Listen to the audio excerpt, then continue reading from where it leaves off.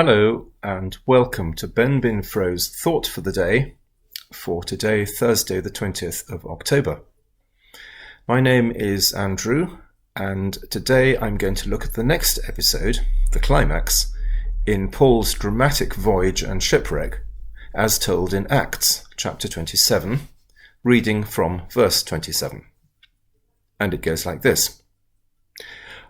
On the 14th night, we were still being driven across the Adriatic Sea, when about midnight, the sailors sensed that they were approaching land.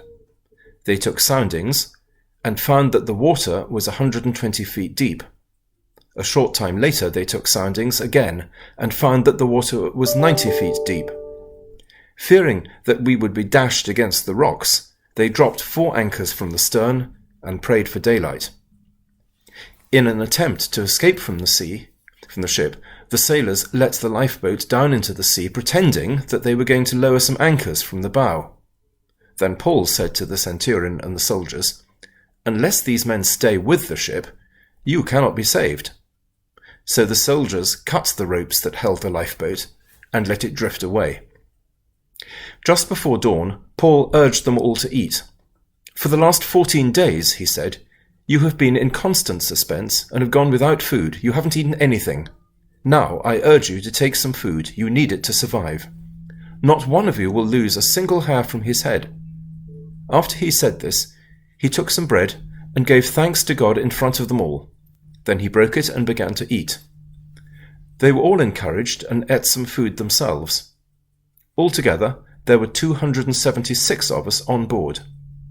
When they had eaten as much as they wanted, they lightened the ship by throwing the grain into the sea.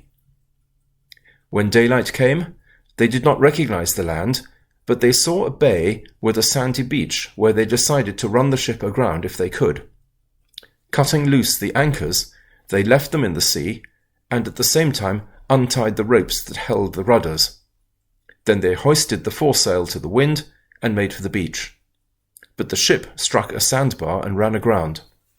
The bow stuck fast and would not move, and the stern was broken to pieces by the pounding of the surf. The soldiers planned to kill the prisoners to prevent any of them from swimming away and escaping. But the centurion wanted to spare Paul's life and kept them from carrying out their plan. He ordered those who could swim to jump overboard first and get to land. The rest were to get there on planks or on other pieces of the ship.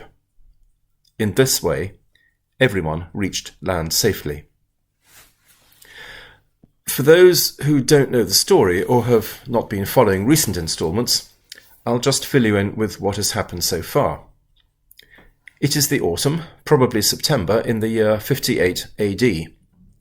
Paul has been arrested and tried for creating a disturbance before first Festus and then Agrippa, neither of whom can find him guilty or know what to do with him. So Paul exercises his right as a Roman citizen to be tried in Rome before the governor or one of his appointees. So Paul has left the port of Caesarea, modern-day Lebanon, on a ship escorted by the centurion Julius and accompanied by Luke, the writer of the book of Acts, who gives us this astonishingly detailed account. First, they boarded a ship travelling up the coast and round the south of Turkey. But then they swapped to another, much larger, Egyptian boat full of grain, intending to make its way directly to Rome.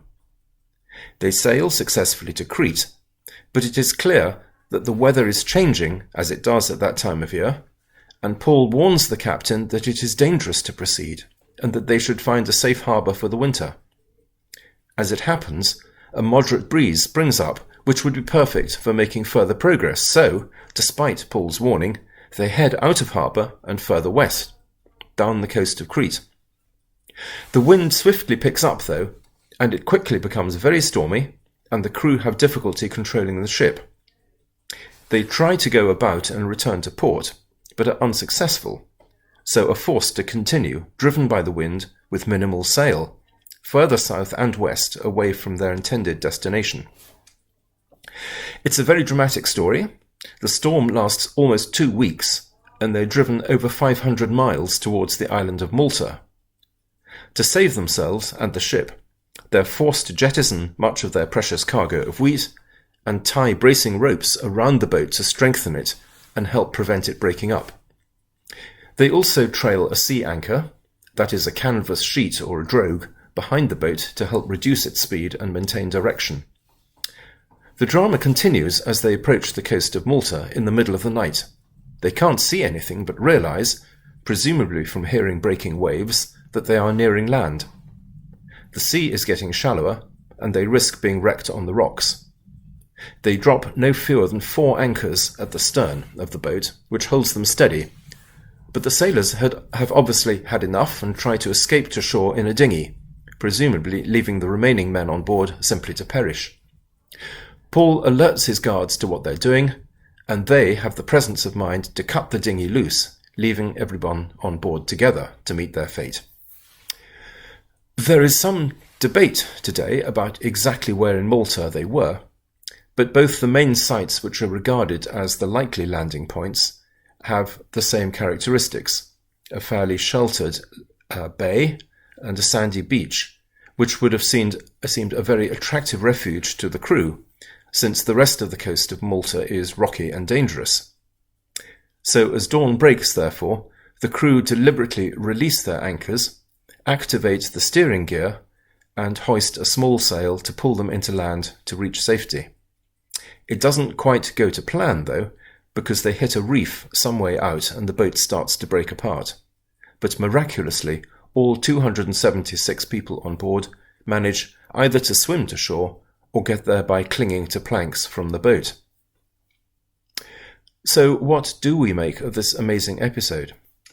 Well, Kay and I have sailed several times in the Mediterranean in September, and we have seen firsthand how quickly strong storms can develop. Fortunately, we've never experienced anything as violent or prolonged as the one we have just read about. And of course, we not only had GPS, so we knew where we were, but up-to-date charts, depth finders, mobile phones, and above all, a powerful diesel engine to take us back to safety if necessary. I can only imagine how terrifying it must have been on a voyage almost 2,000 years ago with none of that modern technology to call upon. But two or three things struck me forcibly from this passage. One is that, in his usual way, Luke is meticulous in his account. Interestingly, it is fairly clear that he's not a sailor. He does not write like a sailor, and his technical terminology is not quite precise. But from the level of detail he gives us, it's very clear that he must have been there, observing the crisis. And from his account, it's not hard to work out exactly what the crew were trying to do to save their ship. Furthermore, recent archaeology has also found 4 anchors in almost exactly the spot where you would expect them to have been found when the crew left them. The second thing is the calm, authoritative way in which Paul took control of the situation. Although he was nominally a prisoner on board, he seems to have been respected by both the sailors and the crew, and although they ignored his initial warning, they must have realized how right he had been, and they certainly took his advice later as the situation deteriorated. Throughout the crisis, his faith was unquestionable, and he assured them that they would in the end be safe, as the angel of God had told him, and indeed that proved to be the case. So I pray that all of us will face our challenges today and in the days ahead, hopefully rather less severe than those of Paul, but face them with the same unshakable trust in God, calm confidence, and assurance. Have a good day.